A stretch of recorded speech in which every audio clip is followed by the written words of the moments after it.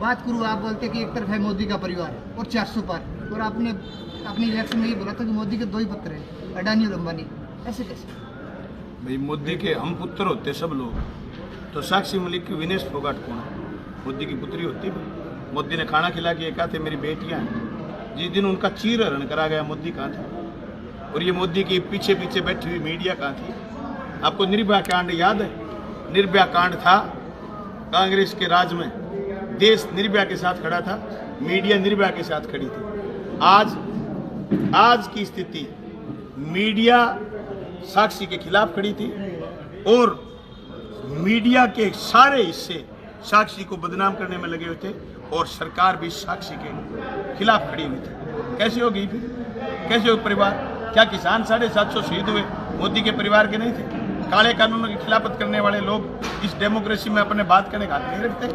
मोदी ने क्लियर हुआ दी, शुभकरण सिंह के माथे में गोली मारी, प्लेट गन इस्तेमाल करी, उन किसानों के खिलाफ ऐसे ऐसे आंसू गैस के गोले छोड़े गए जिससे लोगों की आंखें चली गई। ऐसे ऐसे राडार, अब गेहूं काटिए लोगों को पता चला, ऐसे ऐसे राडार बम डाले गए जो आज भी जीवित पड़े खेतों में।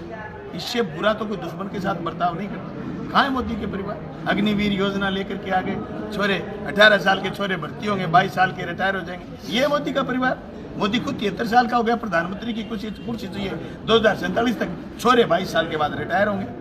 मोदी के परिवार है अडानी और अंबानी, उनकी चमचागिरी करते हैं मोदी जी, उनके कहने से सारे कानून बना रहे हैं, इससे देश को नुकसान हो रहा है। हमारी कोई जातीय लड़ाई थोड़ी है मोदी जी से। मोदी मुख्यमंत्री रहे, गुजरात मॉडल परोसा गया, गुजरात मॉडल में यही तो था, निजीकरण। बहुत सारे बुद्धिजीवी लोगों ने कहा कि ये गुजरात मॉडल बर्बादी का सबब बनेगा।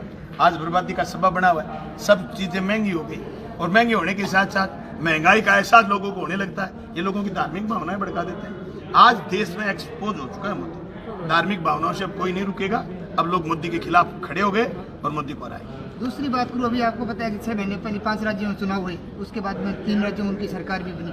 और बात करूँ, जब आप उनको अंधभक्त बोलते हो जो मोदी के समर्थक हैं, तो आपको ये क्यों नहीं लगता कि आप एज पेशे से भी एडवोकेट हो कि उनको आप समझा नहीं पा रहे हो? तो पूरे देश के अंदर मोदी की लहर जो बोलते हैं अभी कम हो चुकी है, आप बता रहे हो, तो ये लहर क्यों चल रही है? कारण क्या है? ऐसा क्या जड़ी बूटी खिलाता है मोदी कि उसके ऊपर वोट सीधा दबाते हाथ पे हो जाता है फूल पे?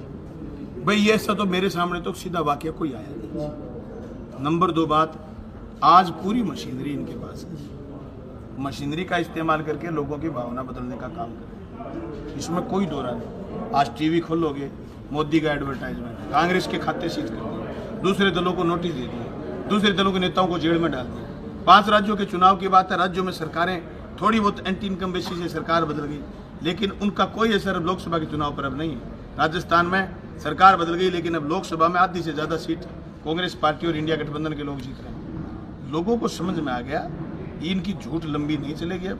और रही बात अंधभक्त की, वो थोड़े बचे ना, बहुत ये तो बचेंगे लोग। ये तो कोई एकदम सारे, अरे मैं बरस जा सारा मैं हूँ राज्य को गए आधो गामा कह देख भाई जी गलत बरस गए यार, चंद्र के वो बरस श्याम ने बरस गए हो भाई जी, रात ने 1 बजे बरसन होती है। ये अलग अलग विचार होते हैं, यही लोकतंत्र की खूबसूरती है। लेकिन जिस तरीके से 2019 में स्थिति थी, ये मंदिर के नाम पर इन्होंने ढोंग करने की कोशिश की, कुछ नहीं बेटा। लोगों ने कहा रोजगार बताओ, लोगों ने कहा स्वास्थ्य पर बोलो, लोगों ने कहा बीमा पर बोलो, लोगों ने कहा किसान के उत्पादन पर बोलो, लोगों ने कहा फसल पर बोलो, लोगों ने सारे मुद्दों पर बात की। मंदिर की बात पर लोग मोबिलाइज नहीं हुए, इसलिए नहीं हुए कि झूठ का भांडा एक दिन फूट गया। आपने बोला झूठ का भांडा फूट जाता है, लेकिन फूट नहीं पा रहा। बात करूँ कि 80 करोड़ लोगों को मोदी बोल रहा है कि मैं राशन दे रहा हूँ। बात करूँ हैंगर रिपोर्ट में 111वें नंबर पे, सबको पता है, आंकड़े सबके सामने, लेकिन फिर भी लास्ट का जो मोमेंट होता है 10 या 15 दिन का, वहाँ मोदी अपने भाषण से भाई और बहनों बोल के वोट ले जाता है। तो आप जैसे पढ़े लिखे विद्वान आदमी उस जनता को एक मैसेज क्यों नहीं दे पा रहे हो कि झूठ है, ये ज़्यादा दिन चलेगी? स्पष्ट बात ये है, 140 करोड़ लोगों का देश है, अलग अलग दलों में, अलग अलग खेमों में बटे हुए लोग, अलग अलग राजनीतिक दल, अलग अलग विचारधारा। जिस तरीके से काले कानूनों के खिलाफ लोग इकट्ठे हुए मोदी को रहे, उसी तरीके से इंडिया गठबंधन का चल रहा है।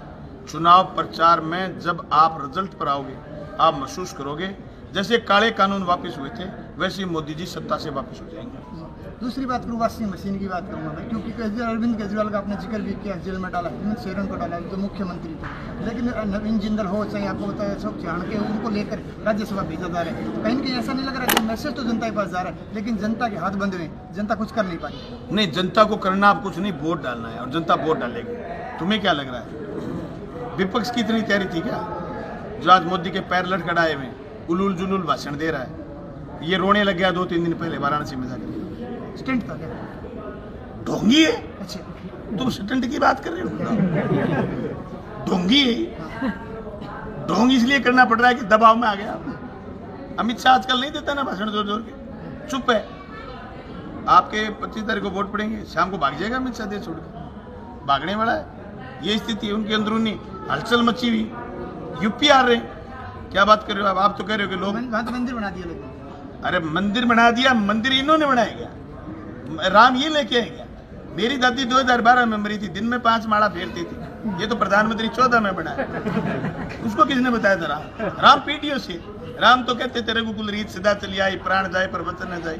ये आदमी आज कुछ भी कह देता है, परसों कुछ भी कह देता है, झूठा है। ये तो राम के दुश्मन है, राम की विचारधारा के दुश्मन। सवाल ये कि ये एक्सपोज हो गए, अभी हारेंगे, इंडिया गठबंधन जीतेगा, जनता जीतेगी। जोड़ा उठा के चल देंगे जो आपने बैग में डाला है। जोड़ा चेक करेंगे, भागने नहीं देंगे।